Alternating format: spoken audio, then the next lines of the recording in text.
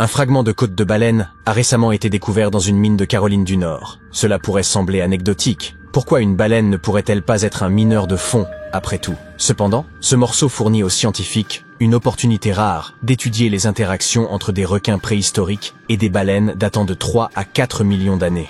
Ce fragment de côte présente 3 marques de dents, révélant que cette baleine a été mordue par un animal possédant des mâchoires extrêmement puissantes. D'après l'espacement des marques, qui atteint près de 6,3 cm, il est possible qu'il s'agisse d'un requin à grandes dents, tel que le mégalodon, ou d'une autre espèce de requin ayant vécu à cette époque. La courbure de la mâchoire du requin indique que l'animal était relativement petit, avec une taille estimée entre 4 et 6 mètres. Quant à la baleine, elle semble avoir été l'ancêtre d'une baleine bleue ou à bosse. Les chercheurs sont stupéfaits. Il est rare de trouver des traces d'interaction et de comportement animal aussi bien préservés sous forme fossile. Après avoir analysé l'échantillon, ils ont conclu que ce requin avait dû repartir avec une bouchée conséquente, mais que la baleine avait survécu, car la majeure partie du fragment fossile était recouverte d'os métaplastiques. Cette matière osseuse se forme rapidement en réponse à une infection localisée. Il n'est pas particulièrement robuste et est ultérieurement remodelé par le corps en tissu osseux compact, un processus qui prend du temps.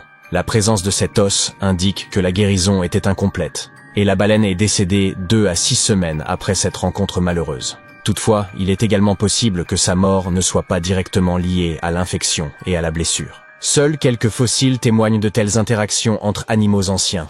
On retrouve souvent des marques de morsure sur les fossiles, indiquant où l'animal est décédé et où sa carcasse a été dévorée. Mais ce vestige est l'un des rares à illustrer non seulement une blessure infligée par un autre animal, mais aussi à démontrer que la proie a survécu. Tous les fossiles suscitent l'enthousiasme des paléontologues. Et oui, ces gens devraient peut-être sortir de chez eux plus souvent. Mais certains fossiles peuvent sembler terrifiants aux yeux du grand public. Prenez par exemple cette image montrant des bras tentaculaires et des têtes octogonales. Lors de sa première apparition dans les médias, de nombreux internautes ont avancé qu'il s'agissait d'un organisme ancien, venu de l'espace. D'autres ont estimé que toute l'histoire n'était qu'une imposture. Pourtant, l'image est aussi authentique que le fossile. Ce fossile est connu sous le nom de plaque de mortalité, une représentation fossilisée d'un événement d'extinction massive touchant une ou plusieurs espèces. En réalité, ce fossile renferme plus d'une douzaine de spécimens d'un type d'organisme marin appelé crinoïde. Contrairement à leur apparence, les crinoïdes n'étaient pas des plantes mais des animaux marins. Cette espèce particulière vivait profondément sous l'eau, sur le fond océanique. Les crinoïdes étaient apparentés aux étoiles de mer, aux oursins et aux ophiures. Ces créatures pouvaient s'ancrer au fond marin grâce à des tiges composées de disques flexibles et poreux, reliés par des tissus mous. Ces tiges étaient creuses et abritaient le système nerveux de l'animal. Les crinoïdes absorbèrent l'oxygène par le biais de pieds tubulaires à parois fines. Généralement, ces animaux mesuraient plus de 20 cm de long et possédaient 5 bras ornés de structures semblables à des tentacules plumeux. Ils se nourrissaient de plancton et de matière organique à la dérive.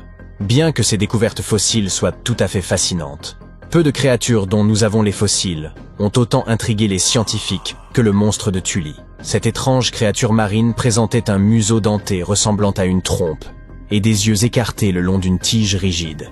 Mais le plus étrange, c'est qu'il demeure impossible à classer.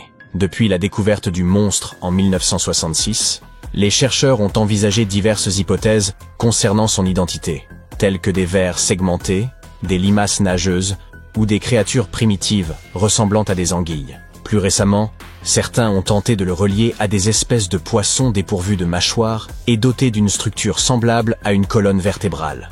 Une équipe de scientifiques japonais a utilisé des scanners laser haute résolution pour analyser en 3 dimensions l'anatomie des fossiles du monstre de Tully. Ils en ont conclu que ce fossile énigmatique pourrait finalement être celui d'un invertébré. Toutefois, l'identité véritable de cette créature est toujours indéterminée. Dans les années 1950, un chasseur de fossiles amateur nommé Francis Tully découvrit l'empreinte étrange d'un organisme en forme de torpille, avec une immense nageoire caudale dans les gisements fossilifères de Mason Creek, en Illinois. N'ayant jamais observé de créature semblable, Tully rapporta sa découverte au Musée Field d'histoire naturelle de Chicago. Les paléontologues de l'institution furent également déconcertés. Depuis lors, les scientifiques n'ont toujours pas réussi à situer cette créature sur l'arbre phylogénétique. En 1741, l'explorateur et capitaine Vitus Jonathan Bering dirigea une expédition visant à cartographier la côte de l'Alaska. Le navire sur lequel il se trouvait fit naufrage sur ce qui est devenu l'île de Bering. La moitié de l'équipage survécut grâce à la découverte d'une énorme vache de mer, ou Hydrodamalis gigas. Avec la viande de ces animaux pour leur donner des forces, les marins parvinrent à construire un petit radeau à partir des débris et à rentrer chez eux. Au cours du voyage de retour, un scientifique au sein de l'équipage consacra son temps à documenter les animaux et les plantes découverts. La vache de mer était particulièrement remarquable car sans elle, l'équipage n'aurait pas survécu. Ces animaux mesuraient plus de 8 mètres de long et pesaient environ 10 tonnes. Toutes les vaches de mer appartenaient à l'ordre des Sirenia, des mammifères marins plus proches des éléphants que des vaches. Le savant les décrivit comme ayant la peau noire, une petite tête et des membres antérieurs trapus. Ces vaches de mer flottaient à la surface de l'eau en se nourrissant d'algues. Une fois l'existence de ces animaux rendue publique, les expéditions de traite de fourrure ont commencé à exploiter ce dépôt très pratique en route. Les vaches de mer, étant très dociles et faciles à chasser, ont été exterminées à peine 27 ans après que le scientifique en a eu parlé. Cependant, ce n'est pas la partie la plus triste. Les archives fossiles révèlent une histoire beaucoup plus sombre. Des fossiles ont ainsi été retrouvés à travers le monde, du Japon jusqu'au Mexique. Cela indique que ces animaux prospéraient autrefois dans les vastes champs de varech qui entouraient l'ensemble du bassin Pacifique Nord. La population réduite découverte par l'expédition constituait probablement les derniers vestiges d'une population beaucoup plus grande et en bien meilleure santé. Il est fort probable que la chasse pratiquée par les populations aborigènes avait déjà réduit le nombre de ces animaux à un niveau proche de l'extinction. Le coup fatal aura été porté par les chasseurs occidentaux. Aujourd'hui, les proches parents encore vivants de ces anciennes vaches de mer sont rarement chassés, mais ils sont eux-mêmes menacés d'extinction.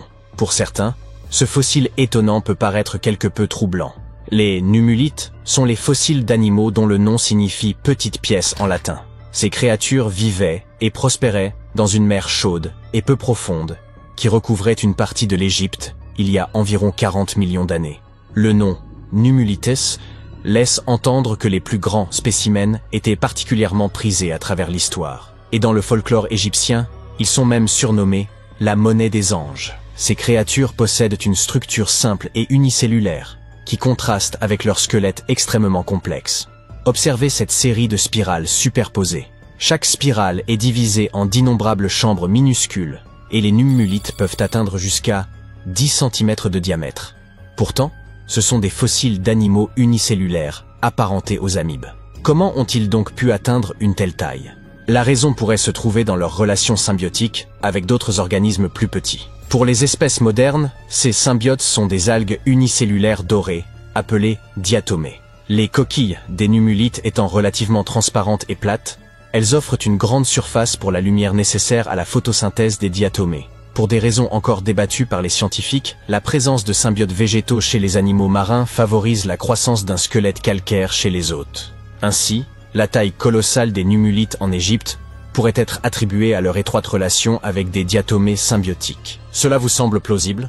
Fait intéressant, les espèces de numulites ont évolué très rapidement, et leurs fossiles se sont altérés d'une couche de sédiments à l'autre. Ainsi, le calcaire utilisé pour les pyramides de Gizeh est si riche de ces fossiles qu'il est désigné sous le nom de calcaire numulitique. Ce calcaire contient également deux types de numulites, les petites lentilles des esclaves et les grandes monnaies des anges.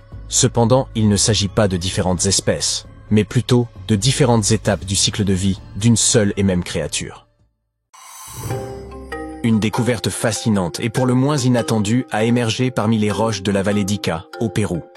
Les ossements d'une baleine préhistorique, Perucetus colossus, ayant vécu il y a près de 40 millions d'années.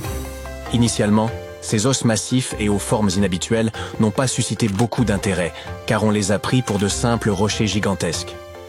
Certes, cette hypothèse pouvait intriguer, mais les choses ont pris une tournure différente lorsque les chercheurs ont réalisé qu'ils étaient face au reste d'un animal marin colossal qui arpentait autrefois les côtes du Pérou. Par ailleurs, cette baleine serait probablement l'être le plus lourd à avoir jamais existé. Désolé, la baleine bleue, on sait que tu as tout fait pour obtenir ta place au sommet. Avec une longueur de plus de 30 mètres et un poids dépassant 200 tonnes, elle mérite son statut de plus grand animal de la planète. Toutefois, il semble que son règne touche à sa fin. Il est temps de céder le titre à un nouveau prétendant. Et celui-ci est véritablement titanesque. Cette créature des océans était sans doute plus courte que la baleine bleue, mais nettement plus lourde. avec une masse estimée entre 93 et 370 tonnes. Si les calculs penchent vers la fourchette supérieure, Perucetus pourrait devenir le plus grand animal jamais connu sur Terre. Ce poids impressionnant s'explique par des os extraordinairement denses et épais, un trait qu'on observe encore aujourd'hui chez des espèces comme les lamantins ou certains des premiers cétacés. Ces os denses représentent un atout considérable pour les mammifères marins, car ils leur permettent de rester immergés la majorité du temps. Mais un excès de poids peut être problématique. Un corps trop lourd aurait tendance à couler en permanence, obligeant l'animal à dépenser une énergie considérable pour remonter à la surface. Pour éviter cela, les mammifères marins doivent posséder suffisamment de tissus plus légers, comme des muscles ou de la graisse, pour garantir leur flottabilité tout en minimisant leurs efforts. Les scientifiques ne disposaient pas du squelette complet, ce qui complique l'évaluation de la taille de l'animal. Cependant, ils ont utilisé le rapport entre les os lourds et les tissus plus légers, observés chez d'autres mammifères marins pour estimer le poids total de cette immense baleine préhistorique. Ces fossiles ont été découverts il y a environ 13 ans, et les chercheurs ont passé les 10 années suivantes à extraire la baleine de la roche. L'analyse de son anatomie et de son âge a révélé qu'elle était apparentée au Basilosaurus, une baleine dotée d'un long museau garni de dents acérées, et d'un corps élancé évoquant celui d'une anguille. Même si Perucetus n'était pas plus grand que la baleine bleue, il n'en demeurait pas moins un géant régnant sur les profondeurs océaniques. Contrairement aux baleines modernes, il est plausible que cette créature ait été un prédateur s'attaquant à des proies de grande taille. Cette découverte bouleverse également notre compréhension de l'évolution des baleines. Les chercheurs pensaient auparavant que ces majestueuses créatures avaient atteint des tailles impressionnantes il y a environ 5 millions d'années lorsqu'elles ont commencé à consommer une grande quantité de petites proies. Or, voici la preuve que des baleines gigantesques existaient bien avant. Toutefois, il reste à élucider comment cette baleine trouvait suffisamment de nourriture pour subvenir à ses besoins. Par ailleurs, il reste difficile de déterminer précisément le régime alimentaire de cette ancienne créature. Avec sa taille imposante et sa nage lente, elle devait probablement chercher sa nourriture dans des eaux peu profondes. Elle se nourrissait sans doute de crustacés, de palourdes ou d'autres petits animaux enfouis dans le sable. Une hypothèse propose qu'elle était charognarde, se nourrissant des restes d'animaux trouvés sur son passage. Il n'est pas rare de découvrir des fossiles d'animaux marins dans les déserts, car bon nombre de ces zones étaient autrefois immergées. Le Sahara, par exemple, était, il y a 50 à 100 millions d'années, une mer peu profonde appelée la voie maritime transsaharienne. Si cette région est aujourd'hui aride, les habitants de ces lieux avaient conscience de son passé aquatique, car ils y trouvaient souvent d'anciennes coquilles. La mer atteignait une profondeur d'environ 50 mètres, une profondeur idéale pour la baignade. Certains pourraient comparer cette région au Porto Rico d'aujourd'hui, avec son abondance de soleil et ses eaux peu profondes.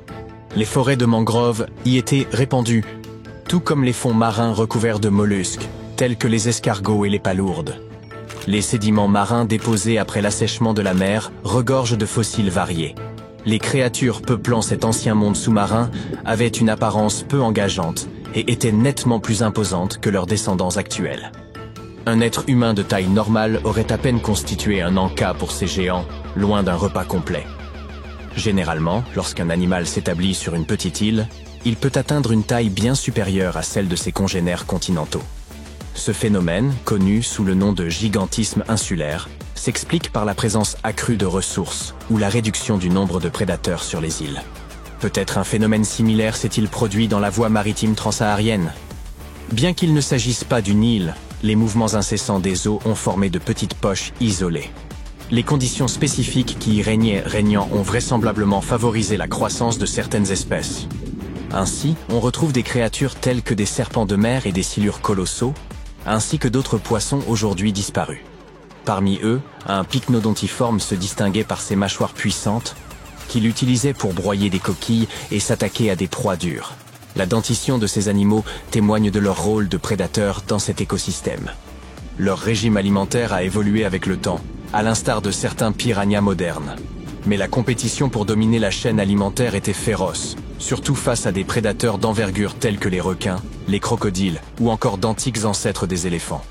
Le Sahara a connu plusieurs phases dans son histoire. Si vous aviez une machine à remonter le temps et que vous visitiez ce qui est aujourd'hui le plus grand désert chaud du monde tel qu'il était il y a environ 6000 ans, vous ne seriez pas confronté à une mer de sable brûlant. vous pourriez au contraire profiter d'une promenade agréable à travers un paysage luxuriant. Les habitants de cette région, autrefois, ne laissaient donc pas de peinture sur les parois des grottes représentant des chameaux, des dunes ou des scorpions, ces éléments caractéristiques du Sahara actuel. À la place, ils dessinaient des crocodiles. Ces illustrations offrent une preuve supplémentaire qu'à une époque, le Sahara regorgeait d'eau et de végétation, suffisamment pour accueillir ces imposants et redoutables reptiles. Il y a environ 3 milliards d'années, la Terre était probablement presque entièrement recouverte d'eau. Aujourd'hui, les océans couvrent environ 71% de la surface terrestre, mais il semble qu'à cette époque, elle ressemblait à un vaste monde océanique, sans continent véritable, seulement parsemé de quelques îles. Des scientifiques ont examiné des roches particulières en Australie occidentale, formées dans un environnement profondément immergé, appelé système de source hydrothermale. Pour mieux comprendre, il faut mentionner deux types d'oxygène courant, O16 et O18. Ce dernier, plus lourd grâce à ses neutrons supplémentaires, s'évapore moins facilement. En analysant d'anciens fonds marins, les chercheurs ont découvert une proportion significative d'O18, bien supérieure à celle observée dans les océans actuels. Cela les a amenés à conclure qu'autrefois, la Terre comptait moins de terres émergées qu'aujourd'hui. L'Australie, autrefois un lieu verdoyant abritant de grands animaux et de vastes forêts tropicales, est aujourd'hui l'endroit idéal pour mener ce type d'études. Avec le temps, cette terre est devenue plus aride, et des déserts tels que le grand désert de Victoria se sont formés. Les forêts tropicales, quant à elles, se sont progressivement réduites aux extrémités du continent. Ce phénomène, connu sous le nom de désertification, se produit lorsque des terres, auparavant fertiles et adaptées à l'agriculture, se transforment en déserts. Si les changements climatiques naturels contribuent à cette évolution, les activités humaines, comme l'exploitation minière, l'agriculture intensive ou la construction urbaine, jouent également un rôle important dans cette transformation. Lorsque des terres deviennent désertiques, cela pose de nombreux problèmes. Elles ne peuvent plus produire de nourriture, l'eau potable y devient insuffisante, et les animaux perdent leur habitat naturel. Pour lutter contre ce phénomène, de nombreux pays ont adopté un plan. Celui-ci vise à collaborer avec les agriculteurs pour restaurer les terres dégradées, gérer l'eau plus efficacement et préserver les zones encore productives, dans le but d'améliorer les conditions de vie sur notre planète. En comparaison des monstres qui enterrent la Terre il y a environ 500 millions d'années, les dinosaures, les insectes géants ou les araignées d'aujourd'hui paraissent presque inoffensifs. Prenons pour exemple cet animal étrange, capable de nager à la manière d'une raie et doté de 3 yeux. Sa bouche, évoquant celle d'un taille-crayon, n'était pas moins singulière que les 2 longues pinces bifides qui jaillissèrent de sa tête. Ses branchies, quant à elles, étaient reléguées à l'arrière de son corps. Ce n'est pas de la science-fiction, il s'agit de Mossura, dont les restes sont remarquablement conservés. Observons-la de plus près, ainsi que d'autres créatures du même acabit. L'explosion cambrienne. Retenez bien ce nom. Ce moment décisif de l'histoire de la vie est également connu sous le nom de Big Bang biologique, une période au cours de laquelle une extraordinaire diversité d'organismes marins fit son apparition, des plus grands aux plus minuscules. C'est à cette époque, entre 541 et 485 millions d'années, que sont nés les ancêtres probables de presque tous les groupes animaux actuels. C'est au cours de cette ère que surgirent les premiers véritables prédateurs, à la fois redoutables et d'une efficacité nouvelle. Mossura en faisait partie. Bien que sa taille n'excédât pas celle d'un doigt, nul ne souhaiterait croiser sa route en pleine mer. L'on frissonne à l'idée de ce qu'elle pouvait accomplir avec cette gueule en taille crayon. Et s'en cacher eût été fort improbable, puisque, rappelons-le, elle possédait 2 yeux latéraux, ainsi qu'un 3e, proéminent, en plein milieu du front. Mossura appartenait à une lignée d'arthropodes. Les chercheurs l'ont surnommée « mythe de mer », tant son apparence évoquait celle d'un papillon nocturne. Elle se déplaçait en ondulant de fines extensions latérales, semblables à des ailes, rappelant ainsi la nage gracieuse des raies. Son aspect vous semblera peut-être familier. Elle est en effet une parente éloignée des crabes, araignées, mille-pattes et mythes modernes. Les scientifiques ont mis au jour plusieurs fossiles de Mossura, datant de quelques 506 millions d'années. Contrairement à beaucoup d'autres, ils sont remarquablement bien conservés. Ils révèlent notamment la présence de pinces acérées, d'une mâchoire hérissée de dents et de larges branchies dans la région caudale. Certains spécimens permettent même de discerner des éléments de l'anatomie interne de l'animal, notamment des fragments de ses systèmes nerveux et circulatoires, ainsi qu'une portion de son appareil digestif. Ses membres articulés rappellent ceux des insectes et des crustacés d'aujourd'hui. Lorsque ce monstre sillonnait les mers, il saisissait probablement ses proies à l'aide des longues griffes effilées jaillissant de sa tête. De nombreuses espèces proches de Mossura possédaient des appendices hérissés de pointes qui leur permettaient d'agripper la nourriture. Pourtant, cette créature ancienne se distinguait par des griffes lisses et fourchues. Elle s'en servait de baguettes pour attraper ses proies avant de les porter à sa bouche. Tout cela reste bien sûr hypothétique, car nul n'a observé la manière dont elle chassait. Contrairement à la plupart des créatures analogues, Mossura présentait sur la partie postérieure de son corps segmenté une série de branchies bien visibles.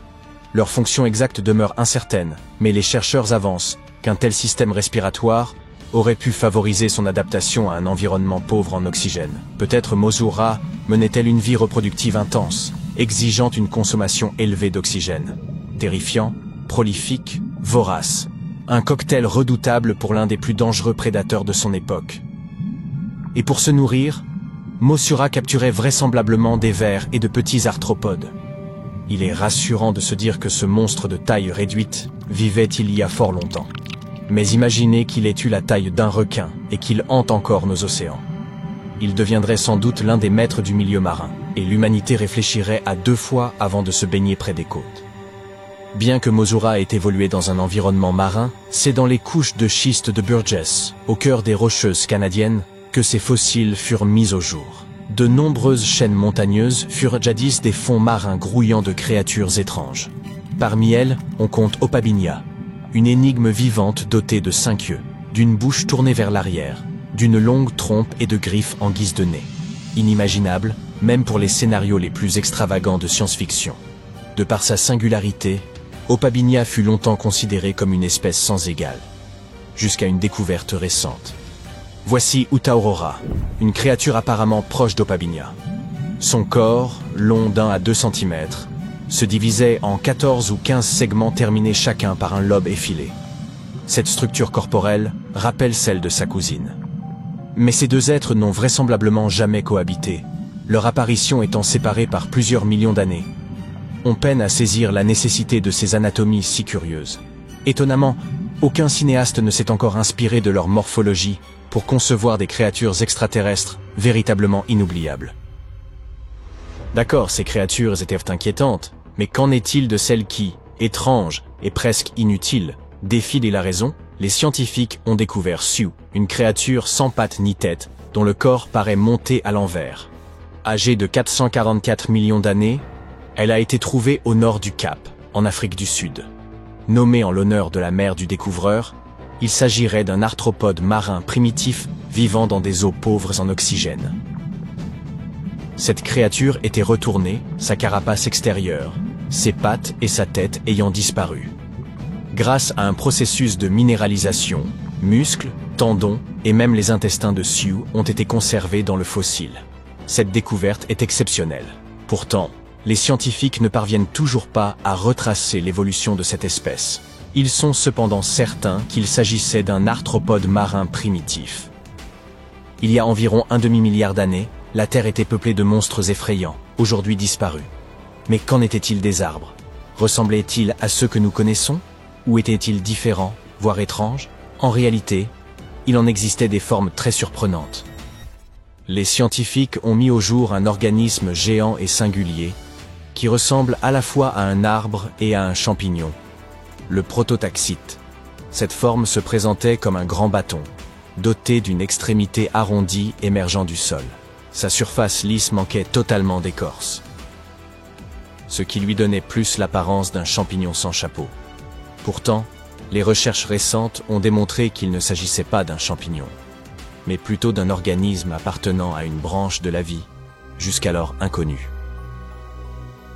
Prototaxite est aujourd'hui considéré comme le premier organisme géant à avoir vécu sur Terre. Il existait il y a environ 420 à 375 millions d'années, durant la période dévonienne. Cette époque correspond à un moment où les plantes commencèrent à s'étendre sur les terres émergées, formant de vastes forêts.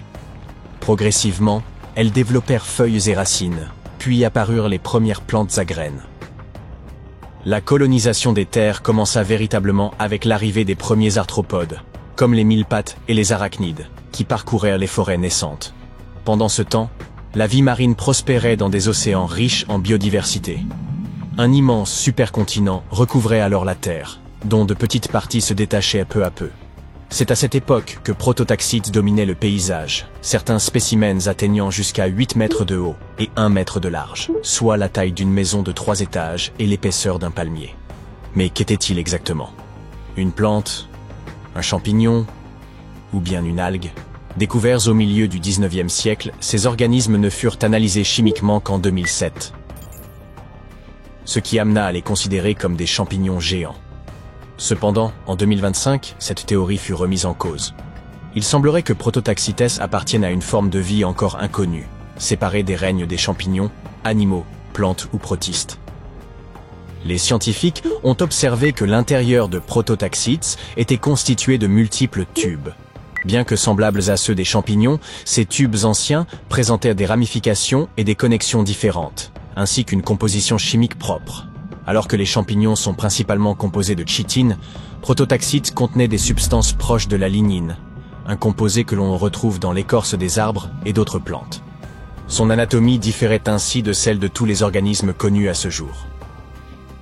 Que faisaient-ils sur Terre? Se contentaient-ils de profiter de l'explosion de la vie? Produisaient-ils d'étranges fruits, comme des bananes pourvues d'yeux et de griffes?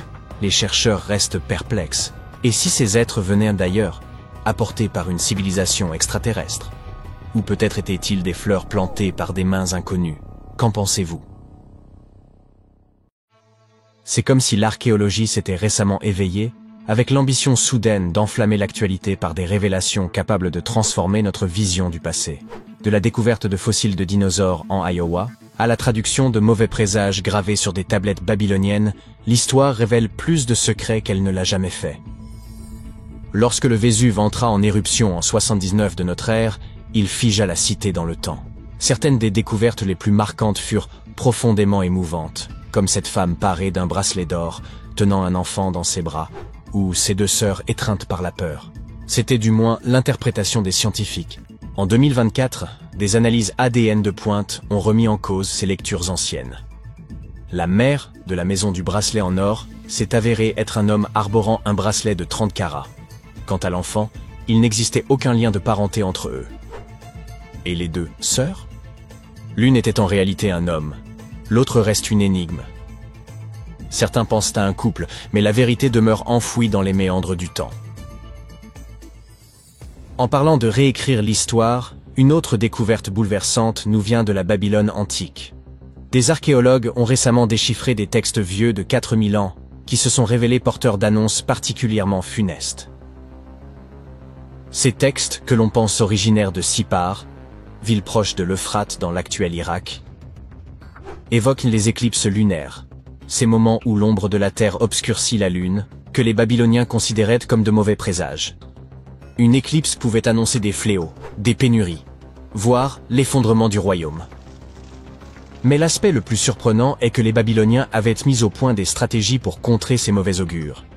Ils convoquèrent des prêtres pour accomplir des rituels, ou consultèrent des oracles pour obtenir conseil. Ces anciens astrologues prenaient leur fonction très au sérieux. Il ne s'agissait pas seulement d'observer les astres, mais bien de protéger le royaume. Auguste, premier empereur de Rome, n'était sûrement pas un personnage anodin. Les archéologues avaient déjà mis au jour les vestiges de ces luxueuses villas, lieux de fête et de pouvoir. Mais ils pensent désormais avoir localisé l'endroit où il aurait été inhumé. Aux abords de Naples, une structure ancienne a été découverte sous les fondations d'une villa. On y a trouvé un dispositif similaire à un système de chauffage moderne, sans doute destiné à alimenter des thermes. Des rayons entiers d'amphores suggèrent que l'endroit aurait été reconverti en lieu de culte. Bien que la nature exacte des lieux demeure incertaine, s'il s'agissait de la dernière demeure d'Auguste, l'impact sur notre compréhension de l'histoire serait majeur. Tandis que la Rome antique continue de livrer ses secrets, les fameuses lignes de Nazca au Pérou dévoilent elles aussi des aspects ignorés. Ces géoglyphes monumentaux, façonnés il y a plusieurs millénaires, n'avaient été explorés qu'en partie. Jusqu'à maintenant. des chercheurs ont entraîné une intelligence artificielle pour analyser 630 km² de terrain. Grâce à cet outil, ils ont identifié plus de 300 nouveaux dessins, incluant des lamas, des silhouettes humaines et des visages étranges. L'algorithme, initialement conçu pour décrypter des manuscrits calcinés du Vésuve, a permis de doubler le nombre de motifs connus. L'histoire ancienne entre ainsi dans l'ère numérique. En Bulgarie, des archéologues ont fait une trouvaille inattendue dans un lieu peu propice à l'émerveillement, un égout. En 2024, les chercheurs ont exhumé une statue en marbre de 2 mètres de haut représentant Hermès, le dieu grec des voyageurs et du commerce, parfaitement conservée sous plusieurs couches de terre. Selon les experts, la statue aurait été dissimulée après un tremblement de terre survenu en 388 après Jésus-Christ, qui avait gravement endommagé la ville. En cette période, le paganisme reculait tandis que le christianisme s'imposait comme religion officielle de l'Empire romain. Nombre d'idoles furent détruites. Mais il semble que certains habitants aient choisi de préserver leurs dieux en les cachant sous terre. Explorer le lit de la Tamise s'apparente à fouiller sous votre lit, mais en nettement pire. Ce fond boueux regorge d'objets abandonnés, parmi lesquels une police de caractère légendaire. Au début du XXe siècle, 2 hommes inventèrent la police de caractère Dove, destinée à l'impression d'ouvrages raffinés. Mais à la suite d'un conflit violent, l'un des créateurs jeta l'ensemble des caractères métalliques dans le fleuve. Un siècle plus tard, en 2014, un designer désireux de ressusciter cette typographie se lança dans une quête. Et, en 20 minutes à peine, il retrouva les premières lettres. Grâce à l'intervention de plongeurs, d'autres furent récupérés. Certains de ces caractères ressuscités sont désormais visibles dans un musée. Il ne se passe pas grand-chose dans l'Iowa, ce qui explique pourquoi la découverte d'un squelette de mastodonte vieux de 13 000 ans a fait sensation. En 2022, un chercheur a reçu la photo d'un fémur géant, probablement issu d'un animal préhistorique.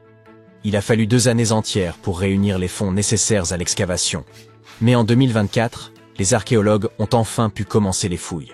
En 12 jours, ils ont exhumé un crâne de mastodonte remarquablement bien conservé. Une première pour un État du Midwest. Voilà une découverte qui aurait de quoi rendre jaloux Indiana Jones. Et pour cause, elle a eu lieu à Petra, l'ancienne cité jordanienne visible dans l'un des films. Sous le trésor de Petra, les archéologues ont mis au jour une chambre vieille de 2000 ans contenant au moins 12 squelettes ainsi que des objets en bronze et en fer. Construite par les Nabatéens, cette pièce offre de nouvelles perspectives sur leur rituel funéraire encore très mal connu. L'un des éléments les plus étonnants, un calice en céramique que l'un des squelettes serrait dans ses mains. Au Pérou, les archéologues ont fait une découverte qui bouleverse les manuels d'histoire. Une souveraine précolombienne. Sur le site vieux de 16 siècles de Pañamarca, les scientifiques ont mis au jour une salle du trône ornée de fresques éclatantes. On y voit des femmes en train de filer ou de tisser, des hommes portant la couronne, et même une femme couronnée en train de s'adresser à un homme-oiseau. Cette découverte laisse penser que les femmes moches n'étaient pas que des figures religieuses, mais qu'elles détenaient également un véritable pouvoir politique. Les micro-maisons sont un concept très actuel, mais les archéologues pensent en avoir trouvé une version antique à Pompéi. Contrairement aux demeures romaines traditionnelles, avec leur vaste atrium destiné à recevoir, celles-ci n'en possédaient pas. En revanche, elles regorgeaient d'œuvres d'art. À l'intérieur, on a découvert un autel décoré de peintures représentant rapaces, moineaux, serpents et plantes. L'autel abritait aussi des objets rituels comme une lampe et un brûleur d'encens, ce dernier contenant encore des résidus d'herbes parfumées. En 2021, des chercheurs explorant le fond de la mer Baltique ont découvert un mur de pierre gigantesque dissimulé sous l'eau. Long de 2,5 km, le Blinker Wall pourrait bien être la plus ancienne construction humaine d'Europe. Situé à 20 mètres de profondeur, il se compose de quelques 1400 petites pierres. Agencé entre 300 énormes blocs rocheux pesant jusqu'à 142 tonnes. Daté de plus de 10 000 ans, le Blinker Wall est plus ancien que Stonehenge ou les pierres de Karnak. Il aurait été bâti à une époque où la zone n'était pas encore submergée. Les scientifiques pensent qu'il servait à la chasse aux rennes, en guidant les animaux vers un lac où ils pouvaient être capturés. Ah, et puis il y a cette dalle de granit découverte dans la région d'Abydos, en Égypte. On pensait d'abord qu'elle appartenait à 2 dignitaires influents de l'Égypte antique, mais de récentes recherches ont révélé qu'il s'agissait en fait d'un fragment du sarcophage du pharaon Ramsès II, l'un des pharaons égyptiens les plus renommés. Un chercheur a identifié sur cette dalle une gravure précieuse, mentionnant le nom de Ramsès II. Ce grand roi a gouverné l'Égypte il y a plusieurs millénaires. Et après sa mort, son tombeau a été pillé, entraînant plusieurs déplacements de sa dépouille et de ses objets funéraires. Cette découverte indique que certains biens de Ramsès sont resservis après le saccage de sa sépulture. Elle illustre aussi le fait que les tombes de l'Égypte antique faisaient souvent l'objet de pillages, les objets précieux qu'elles contenaient étant ensuite remis à profit. Tout récemment, un événement inattendu a eu lieu lors d'une fouille menée à Norton Disney, en Angleterre. Alors qu'un bénévole du club local d'histoire et d'archéologie recherchait des pièces anciennes et des broches, il a mis au jour un étrange dodécaèdre romain. Ce petit objet creux, composé d'un alliage de cuivre et présentant 12 faces pentagonales, était enfoui depuis 1700 ans, mais son état de conservation était étonnant. Plus de 30 spécimens similaires ont été retrouvés au Royaume-Uni, sans que personne ne sache avec certitude à quoi ils servaient. Certains avancent qu'il pourrait s'agir d'outils de mesure ou de calendrier, tandis que d'autres y voient des objets rituels. Le groupe de Norton Disney estime pour sa part que ces dodécaèdres étaient probablement des symboles liés à des cérémonies religieuses, car la plupart ne présentent aucun signe d'usure lié à un usage quotidien. Des mygales aux serpents venimeux, les créatures australiennes suscitent une crainte bien partagée. Je ne fais pas exception. Pourtant, des fossiles récemment mis au jour révèlent qu'il y a 120 millions d'années, ce territoire était infiniment plus périlleux, entièrement dominé par d'immenses mégaraptors aux griffes acérées. Je ne regrette vraiment pas de ne pas avoir vécu à cette époque. Ces prédateurs mesuraient et non près de 8 mètres, et se déplaçaient sur 2 jambes, à l'image du célèbre tyrannosaure. Ils étaient rapides, redoutables, et possédaient une forme de super pouvoir. Leur étreinte, leurs puissants avant-bras, dotés de longues griffes recourbées, leur permettaient de saisir fermement leur proie. Ils les enserraient dans une étreinte implacable, rendant toute fuite impossible. Leurs dents, bien que de taille modeste, restaient suffisamment acérées pour lacérer les chairs. Les mégaraptors furent évoqués pour la première fois à la fin des années 90, lorsqu'un paléontologue découvrit leurs restes fossilisés en Patagonie, au sud de l'Argentine. Depuis cette révélation, aucun squelette complet n'a jamais été exhumé, seulement des fragments épars. Toutefois, la découverte sans doute la plus significative à ce jour a eu lieu en Australie, en tout début d'année. Alors qu'ils arpentèrent les somptueuses côtes de la région de Victoria, des chercheurs sont tombés par hasard sur des ossements de mégaraptors. Ils ont d'abord identifié des fragments de jambes et quelques vertèbres rejetées sur le rivage. Bien que le matériel soit limité, une analyse approfondie a permis de confirmer qu'il s'agissait bien d'un mégaraptor. Et pas n'importe lequel. Le plus ancien jamais identifié. Cette trouvaille s'avère d'autant plus enthousiasmante qu'elle renforce l'hypothèse selon laquelle ces dinosaures pourraient avoir vu le jour en Australie. Cependant, leur présence sur ce continent n'est pas une révélation récente. Dès 2023, des scientifiques y avaient mis au jour le sommet d'un crâne ayant appartenu à un mégaraptor. Revenons un instant en arrière. Leurs premiers restes ont été découverts en Argentine, n'est-ce pas? En effet. Pourtant, plusieurs années plus tard, des chercheurs ont mis au jour des fossiles appartenant à la même lignée de dinosaures à l'autre bout du globe, en Australie. Si ceux d'Océanie sont plus anciens, comment ces créatures ont-elles pu terminer en Amérique du Sud? Naturellement, ils n'ont pas volé jusque-là, et ils n'ont pas non plus traversé les océans à la nage, même si une hypothèse suggère qu'ils en étaient peut-être capables. Gardez à l'esprit que nous évoquons une époque remontant à plusieurs millions d'années. À ce moment-là, l'Australie et l'Argentine étaient en réalité voisines. Elles formaient une entité commune. Ces deux territoires faisaient partie intégrante du supercontinent de Gondwana, auquel ils étaient reliés par l'Antarctique. Mais attendez, ce passage n'était-il pas glacé? Certes, ces dinosaures ont dû franchir l'Antarctique pour atteindre leur destination, mais ils n'étaient pas transis de froid pour autant.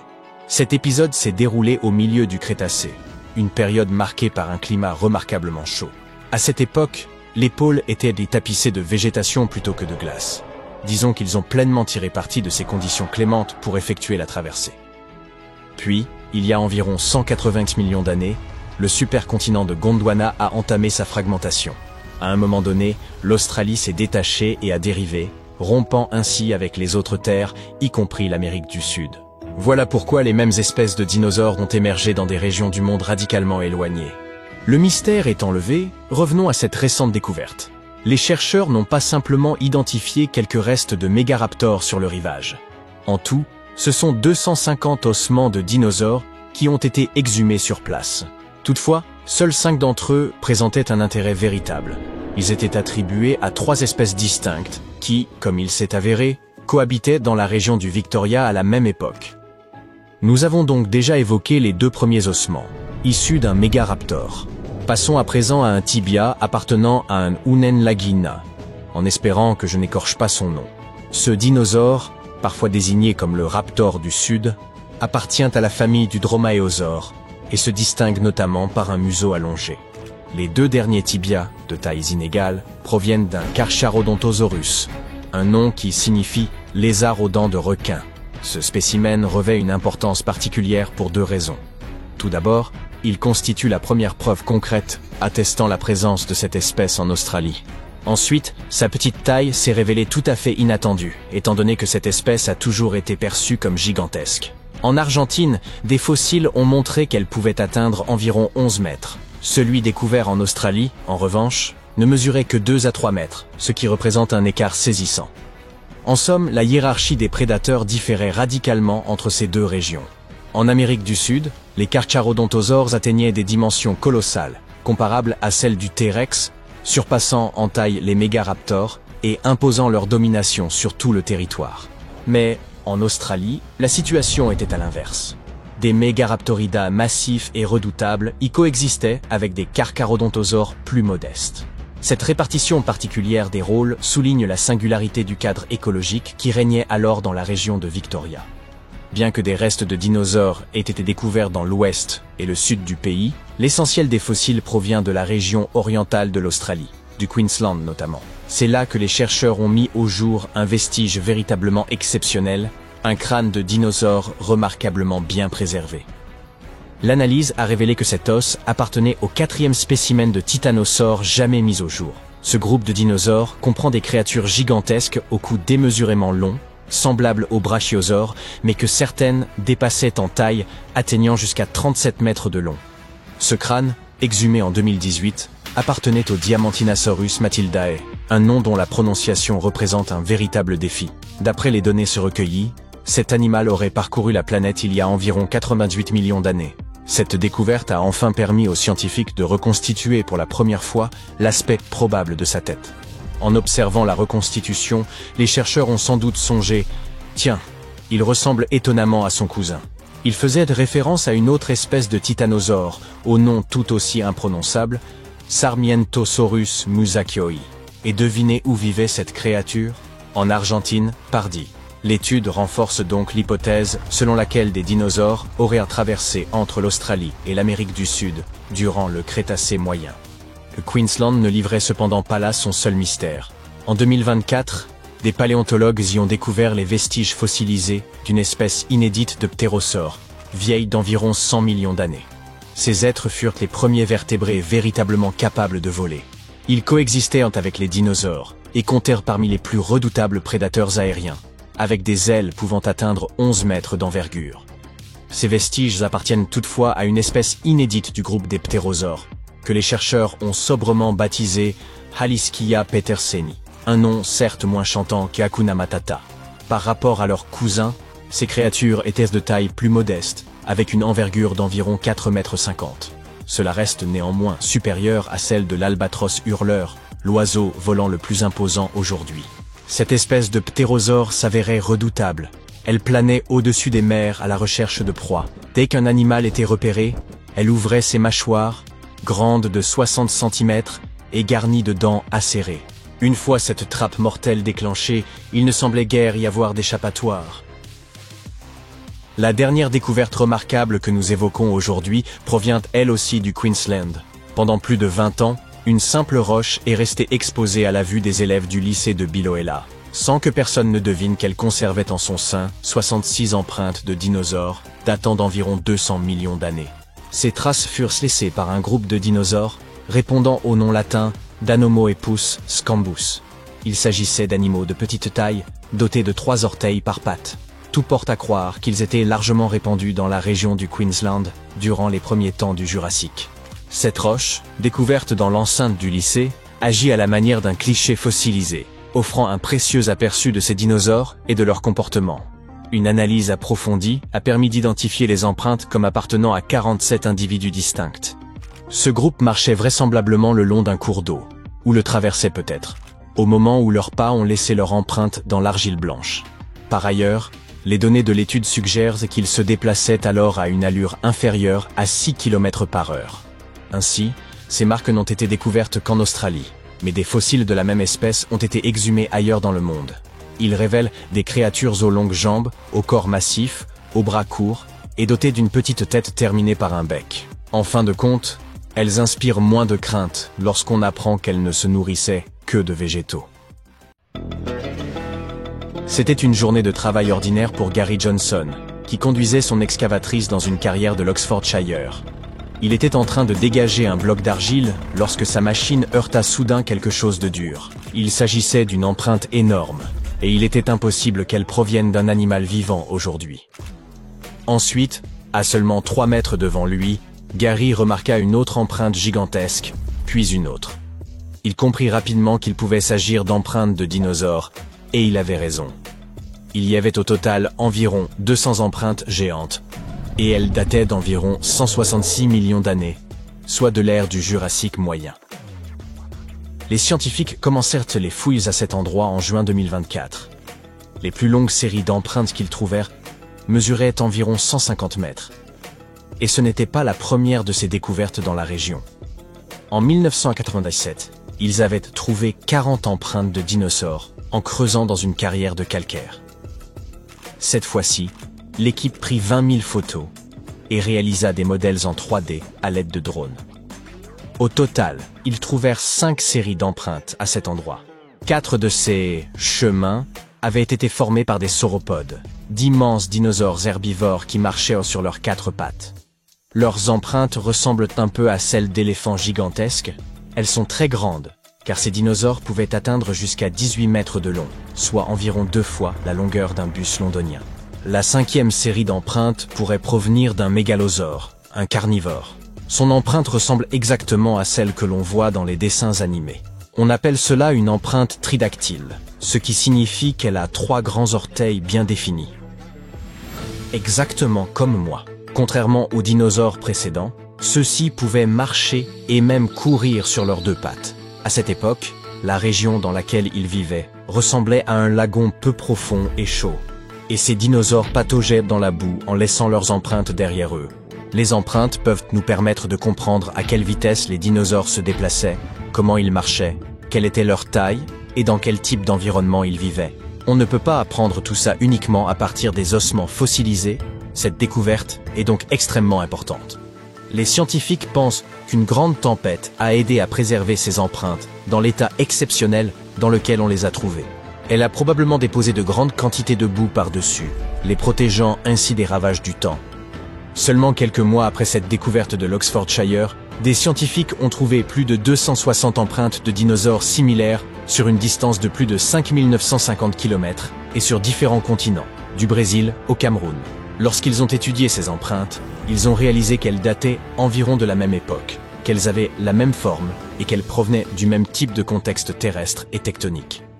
Entre le nord-est du Brésil et ce qui est aujourd'hui le Cameroun, en Afrique, se trouvait l'un des derniers ponts terrestres que les dinosaures pouvaient emprunter pour passer d'une masse continentale à l'autre, avant que le Gondwana ne se sépare complètement. Il y a environ 120 millions d'années. L'Afrique et l'Amérique du Sud ont commencé à se séparer il y a environ 140 millions d'années, et l'océan Atlantique Sud a lentement pris place entre les deux. La Terre se fragmentait, de grands bassins se formaient, et les différents cours d'eau ont commencé à les remplir. Et ces empreintes ont été trouvées dans ces bassins mêmes, de chaque côté de l'océan. La plupart avaient pour origine des théropodes à 3 doigts, qui étaient des dinosaures carnivores, mais il y avait aussi des empreintes de sauropodes et d'ornithischiens, qui étaient, eux, des herbivores. Les plantes dans ces vallées fluviales nourrissaient les herbivores, ce qui contribuait à la formation d'une chaîne alimentaire complète. Et le sol boueux a là aussi permis de préserver ces traces ancestrales, tout comme en Angleterre. La dernière découverte d'empreintes, cette fois sur l'île écossaise de Skye, a permis aux scientifiques d'apprendre quelque chose de nouveau sur les habitudes des dinosaures. À ce jour, ils ont découvert plus de 130 empreintes à Prince Charles Point. Il s'avère que d'énormes dinosaures carnivores et leurs proies herbivores partageaient une même source d'eau dans cette région il y a 167 millions d'années. Certaines des traces proviennent de mégalosaures, des carnivores qui étaient les premiers parents du tyrannosaure. D'autres, de grands herbivores au long cou, dont certains étaient 3 fois plus gros qu'un éléphant. Les scientifiques ont examiné de près ces empreintes pour comprendre comment les dinosaures marchaient et se déplaçaient. Ils pensent que ces vénérables animaux vivaient près de lagunes d'eau douce peu profondes, tout comme les animaux d'aujourd'hui se rassemblent autour de points d'eau. Une autre découverte importante de l'île de Skye concerne 2 fossiles extrêmement rares qui ont aidé les scientifiques à réécrire toute l'évolution des mammifères. Certaines créatures de type musaraigne ne vivent aujourd'hui qu'1 ou 2 ans. Eh bien, ces petits gars pouvaient vivre jusqu'à 7 ans, voire plus. Les scientifiques ont trouvé 2 squelettes presque complets sur l'île, celui d'un adulte et celui d'un jeune spécimen. Pour comprendre comment ces animaux vivaient et grandissaient, les scientifiques ont utilisé des scanners à rayons X de haute technologie pour regarder à l'intérieur de la roche et examiner les dents, un peu comme on compte les anneaux des arbres pour déterminer leur âge. La créature la plus jeune était encore en train d'obtenir ses dents d'adulte, mais avait déjà environ 2 ans, ce qui est très inhabituel pour les petits animaux. Elle vivait dans la région pendant la période du Jurassique, à une époque où il faisait chaud sur l'île, avec un climat tropical, des mers peu profondes et de denses forêts. À cette époque, ces petits et étranges premiers mammifères commençaient tout juste à apparaître dans un monde dominé par les dinosaures. Mais ils étaient là le commencement de la longue lignée d'animaux qui engloberait un jour les chats, les baleines et les humains. Des scientifiques en savent plus aujourd'hui sur les derniers jours des dinosaures grâce à un nouveau site fossilifère en Argentine. La plupart de nos connaissances sur l'impact du fameux astéroïde proviennent d'Amérique du Nord, où vivaient autrefois le tyrannosaure et le tricératops. Mais maintenant, nous avons l'occasion de voir ce qui s'est passé plus au sud. Les scientifiques de cette mission travaillaient dans la carrière de Cagnadon Thomas, et ils ont trouvé des os de hadrosaures, qui sont assez rares en Amérique du Sud. Il y a longtemps, cette région désertique était chaude et remplie de plantes telles que des fougères et des palmiers. Un cours d'eau traversait les vastes plaines, ce qui aidait à l'ensevelissement et à la préservation des animaux. En 2020, des chercheurs exploraient la région lorsqu'un paléontologue a trouvé un os de pied de dinosaure. Ils ont continué à chercher malgré une forte pluie et ont découvert tout un groupe de fossiles, non seulement de dinosaures, mais de tout un troupeau composé d'individus d'âges différents. Une autre découverte très importante ici fut une minuscule mâchoire de mammifère dotée de 5 dents, trouvée seulement 2 heures après le début des fouilles. La mâchoire provenait d'un petit mammifère herbivore. Cette créature faisait la taille d'un tamia et avait des dents très spéciales avec des crêtes et des rainures pour mâcher les plantes. C'était la première fois qu'une mâchoire de mammifère était découverte dans cette région. Et les scientifiques ont alors compris qu'ils allaient devoir élargir le champ de leurs recherches. Notre équipe a également trouvé une dent provenant d'un autre dinosaure et la griffe d'un petit prédateur. Tous les fossiles découverts pourraient aider à répondre à certaines grandes questions. Par exemple, les dinosaures étaient-ils déjà en train de disparaître lentement au moment où l'astéroïde est tombé, comme c'était probablement le cas plus au nord? Et qu'est-il arrivé aux animaux qui ont survécu à l'impact? Il y a plusieurs années, des scientifiques ont découvert un autre fossile, cette fois-ci encastré dans de l'ambre, provenant d'une époque où les dinosaures parcourèrent la Terre. Le monde avait l'air très différent, mais il possédait aussi des éléments en commun avec la planète actuelle.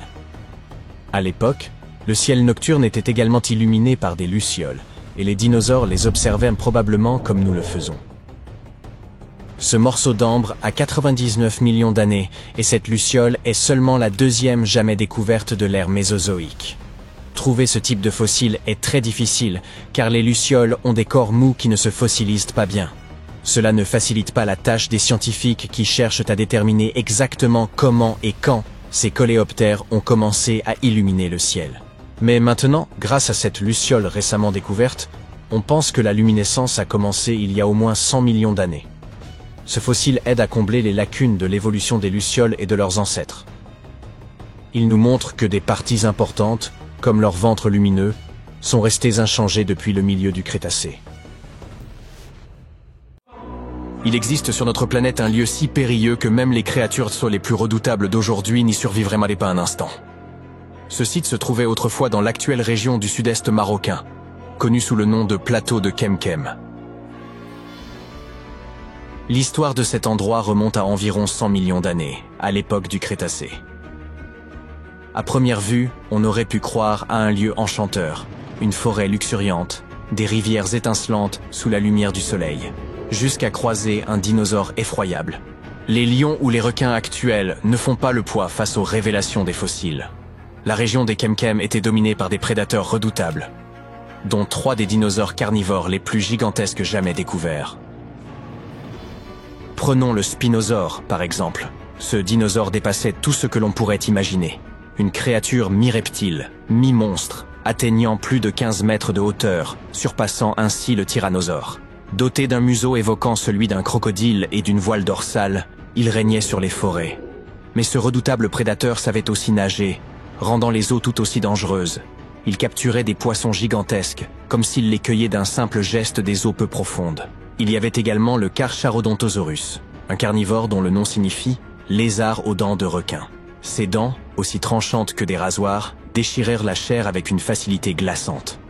Ce colosse, presque aussi grand qu'une maison, surpassait en vitesse, en puissance et en agressivité la plupart des créatures ayant foulé la terre.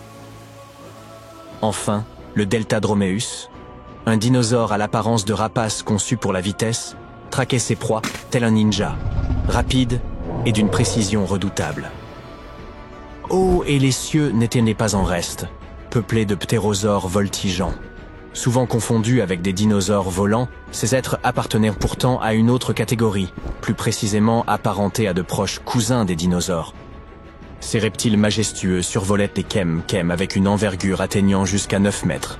Leurs doigts étaient dotés d'une membrane avec un 4e doigt, rappelant celui des chauves-souris. Leur squelette, d'une légèreté remarquable, leur permettait de planer avec une aisance extraordinaire. Mais les dinosaures n'étaient pas les seuls responsables de l'atmosphère terrifiante des Kemkem. Les eaux dissimulaient, elles aussi, de redoutables dangers, d'immenses poissons et des créatures proches des crocodiles. Leurs mâchoires, capables de broyer les eaux, guettaient sous la surface, prêtes à fondre sur toute proie malchanceuse.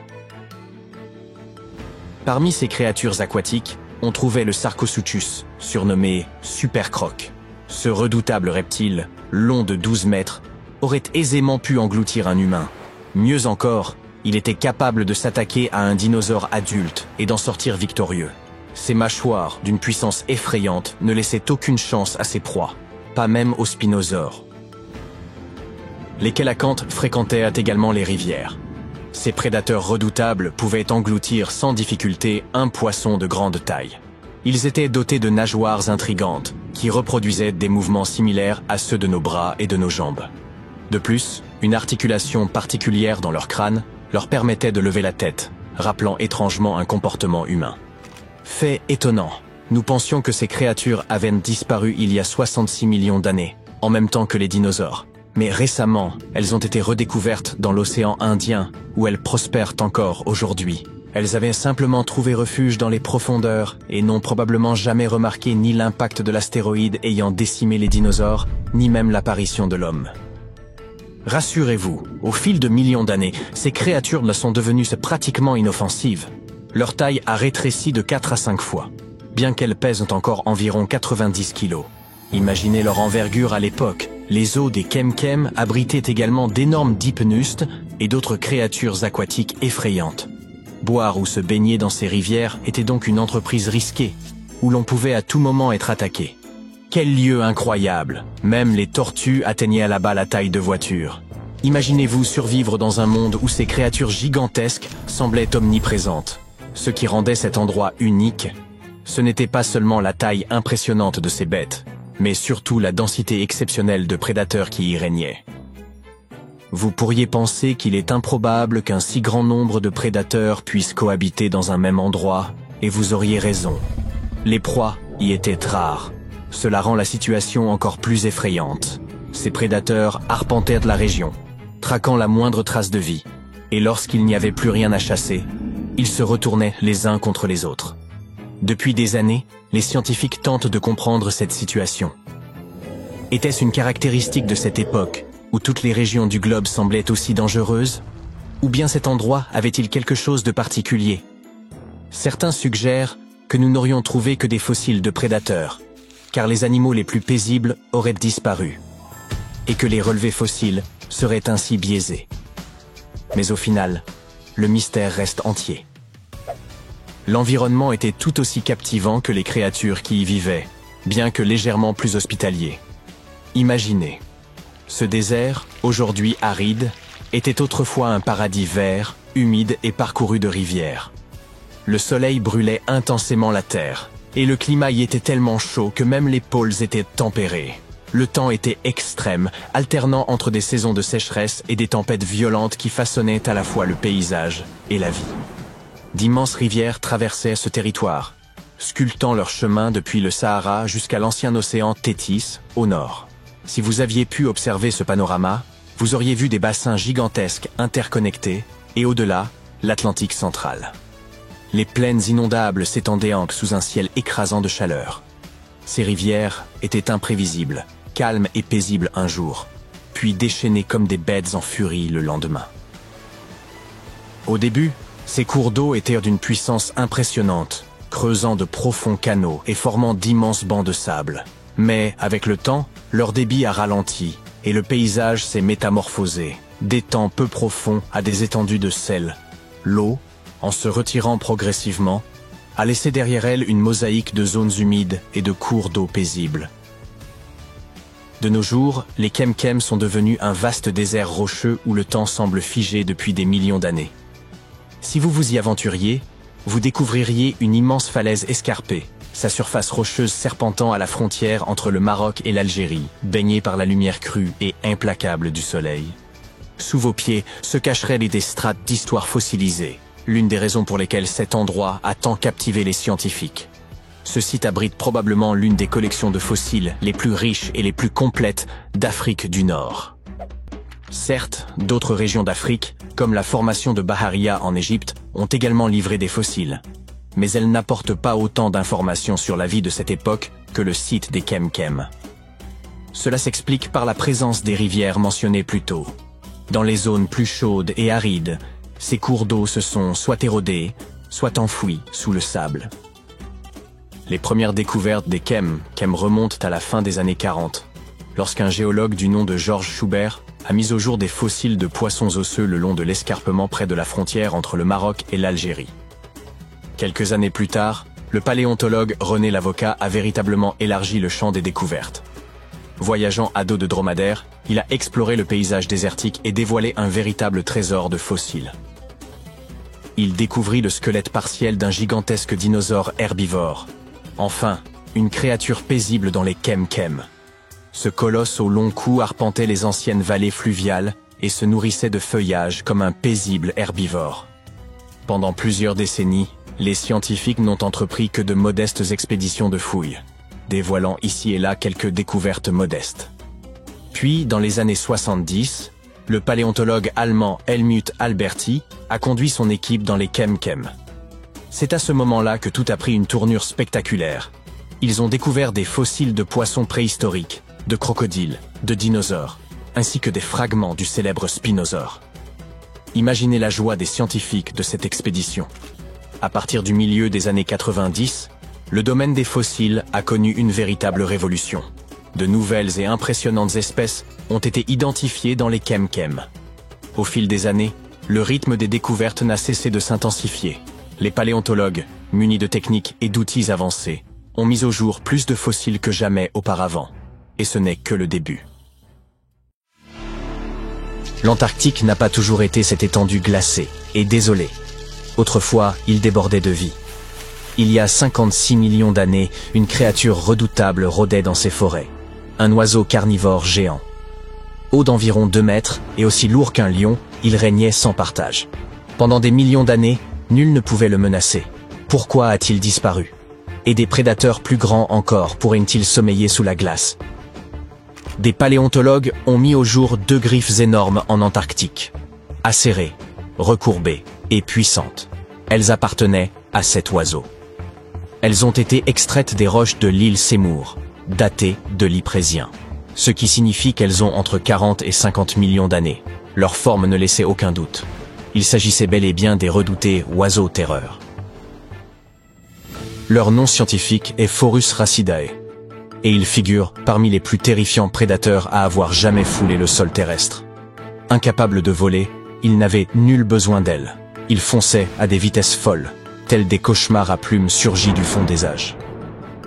Ces oiseaux ont régné pendant des millions d'années sur l'Amérique du Sud. Et voilà que leur présence est désormais confirmée en Antarctique.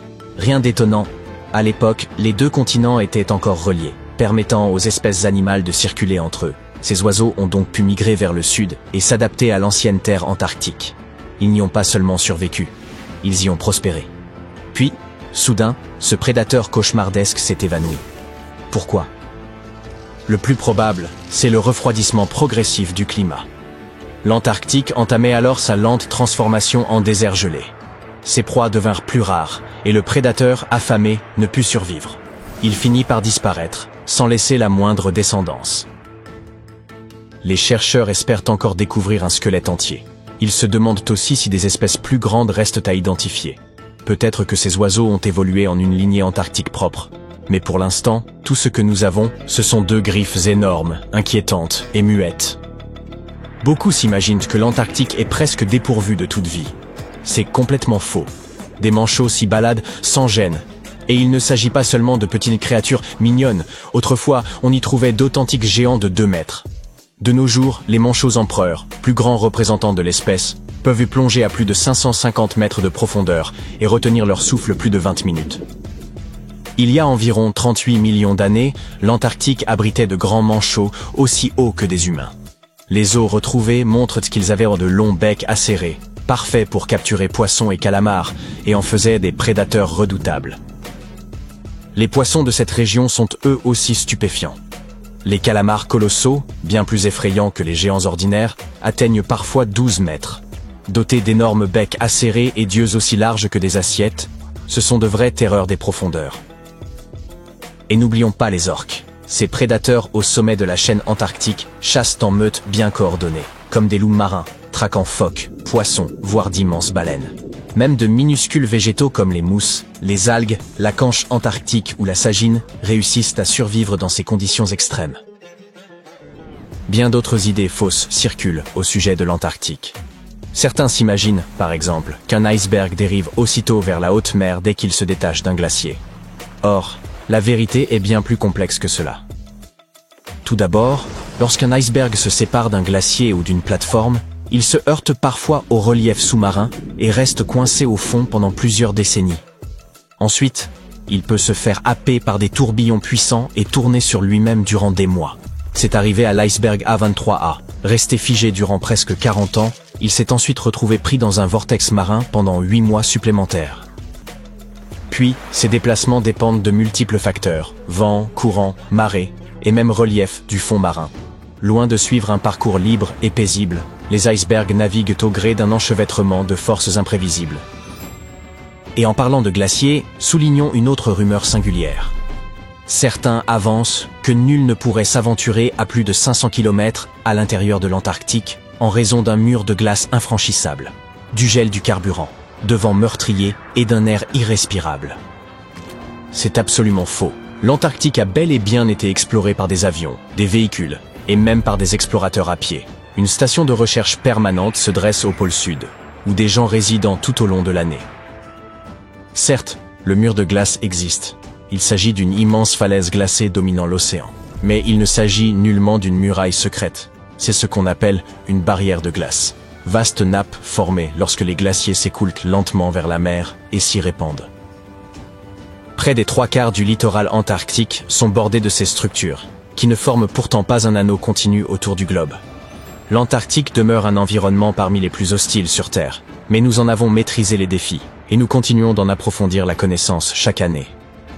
C'est pourquoi, chaque année, des millions de dollars sont injectés pour faire fonctionner les stations de recherche, protéger les espèces locales et veiller à ce que les chercheurs disposent de tout ce qui leur est nécessaire. Mais où va donc cet argent ? Les stations antarctiques s'apparentent en réalité à de petites cités. On y trouve électricité, chauffage, dispositifs de traitement de l'eau, réserves alimentaires et services médicaux. La plus vaste, celle de McMurdo, compte plus de 1000 personnes en été et dispose d'installations variées, de la caserne de pompiers à la salle de sport. Quant à la station du pôle Sud, enfoncée profondément dans les terres, elle figure parmi les sites les plus complexes à approvisionner. Il faut des avions parcourant des milliers de kilomètres dans un froid extrême pour y acheminer vivres et carburant. Mais les mystères font les délices d'Internet. Lorsqu'une vue de Google Maps a laissé entrevoir ce qui semblait être une gigantesque porte en Antarctique, les théories les plus folles se sont mises à proliférer. Certains évoquèrent la résidence d'été du Bigfoot, une base secrète, ou même un hangar dissimulé pour des vaisseaux dignes de Star Trek. En réalité, l'explication est bien plus banale et moins sensationnelle. Il s'agissait tout simplement d'un iceberg échoué, un bloc de glace coincé dans des eaux peu profondes, en train de fondre lentement. En se déplaçant sur le terrain, la glace contourne les aspérités et façonne des formes parfois étonnantes. Le cycle de fonte, de fragmentation puis de regel façonne parfois la glace en structures insoupçonnées. L'Antarctique est également soumis à des vents catabatiques intenses qui, au fil du temps, sculptent la glace en formations spectaculaires. Hélas, nulle porte secrète à signaler. Puisque nous évoquons les portes, Ushuaia, en Argentine, est depuis des années désignée comme la porte vers l'Antarctique. C'est la dernière étape avant le continent polaire, là où débutent les expéditions. Pourtant, une autre possibilité existe. Punta Arenas, au Chili. Comparons-les. Ushuaia se situe plus près de l'Antarctique et constitue le principal point de départ des croisières touristiques. Cependant, aucun vol régulier vers le continent glacé, ni de grandes bases scientifiques en activité. L'ensemble est sous contrôle militaire strict, interdisant les vols privés. Seuls les navires commerciaux y sont tolérés. Il est vrai que Punta Arenas est plus éloigné du pôle. Pourtant, 22 nations et organisations internationales y ont établi leur base principale. Des vols réguliers à destination de l'Antarctique y sont opérés chaque année. Les compagnies aériennes privées y sont autorisées, faisant un véritable trait d'union aérien avec le continent. Ushuaia dispose peut-être d'un meilleur emplacement, mais c'est bien Punta Arenas qui mène la danse. L'Argentine a commis une erreur stratégique dans le choix de sa base antarctique. Au lieu d'implanter une structure simple et accessible au niveau de la mer, elle a opté pour la base Marambio, perchée en haute altitude, sur un terrain escarpé, inaccessible par voie terrestre. Tout doit y être acheminé par hélicoptère, ce qui ralentit les opérations et en accroît le coût et la complexité. Pendant un demi-siècle, l'Argentine est restée inflexible sur cette décision, tandis que le Chili développait des installations efficaces et méthodiquement conçues, que tout le monde utilise aujourd'hui. Si rien n'évolue, Ushuaia ne sera bientôt plus qu'une escale touristique. Ce qui inquiète surtout, c'est que l'Antarctique semble renouer avec un lointain passé. Cette région, censée être la plus froide du globe, a récemment connu un phénomène sans précédent. Pour la toute première fois dans l'histoire, la température y a franchi le seuil des 20 degrés Celsius. Ce continent enseveli sous des kilomètres de glace affiche ordinairement des températures pouvant descendre jusqu'à moins 80 degrés.